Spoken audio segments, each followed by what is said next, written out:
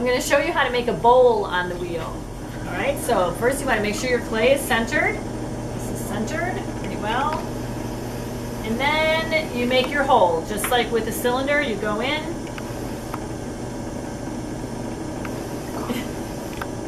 wet it, and make sure you go down fairly low. And then rather than flattening your bottom like you do with a cylinder, with the bowl you just kind of spread it out a little bit, like this. Okay, you want to make sure you get your water out of there. Smooth over your rim. Give yourself a bevel so you can get your fingers under there and get going. The thing that defines a bowl versus a cylinder is that a bowl has a continuous curve from rim to rim. You don't have a flat bottom. There's no angles in a bowl. So when you want to get started, same thing with a pull. You do your hand position with your outside hand like this, inside fingertips, and you start with your fingers in the middle of the bowl and you start to pull upward. So the first couple pulls will look just like a cylinder, but your inside is different. Your inside is curved, you don't have a flat bottom.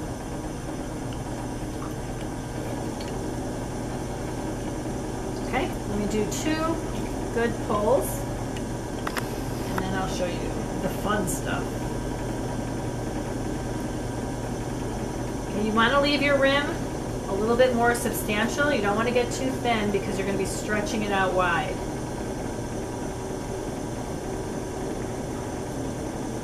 So again, the outside looks just like a nice little pot, but it's the inside that's all rounded. And now this is characteristic of a bowl. This pull, what I'm going to do is I'm just going to start to go wide. So each time the wheel spins around, I'm going to pull wider rather than up. I am not going for height now, I'm going for width. And you don't want to go too fast because you want to give your rim enough time to stretch out comfortably. And then it's essential that you recompress your rim after every time you stretch it. Now in order to make it easier to stretch and to give yourself a better shape, you can use a wooden rib that has curved sides, one that looks like a little mouse like that.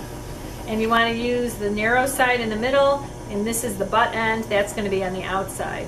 And you can put it inside like this. And you start to put the pressure down from the butt end first and start to stretch downward. And I'm supporting this from the outside with my other hand. You want to be careful not to dig, just like what happened with me right there. There we go. And now I'm starting to push down and out. And now my hand is starting to raise upward to continue the curve upward. You can stop at this point and you have a nice rounded in shape.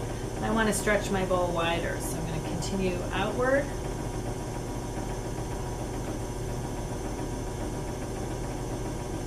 And come upward like this. Get the water out of the bottom. Of course, it's essential to recompress your rim.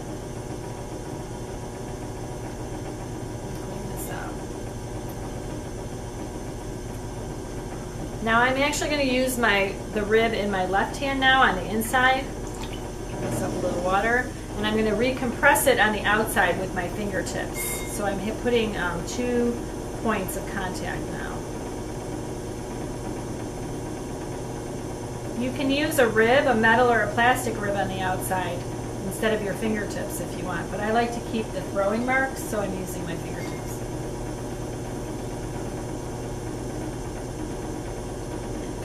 Top. Compress this. Get all the water out of there.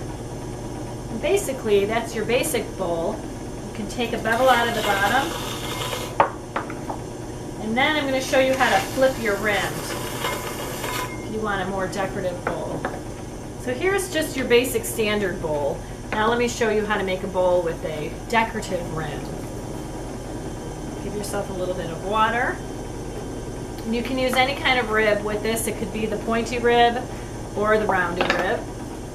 And with your left hand, you're going to put it right under here. You're going to catch it. So you're just turning your palm upward to catch it, and then you take the rib and you start to bend it outward over your finger.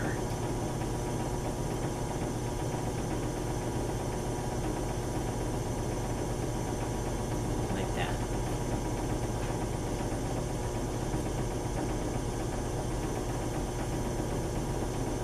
And there you have a nice decorative rim.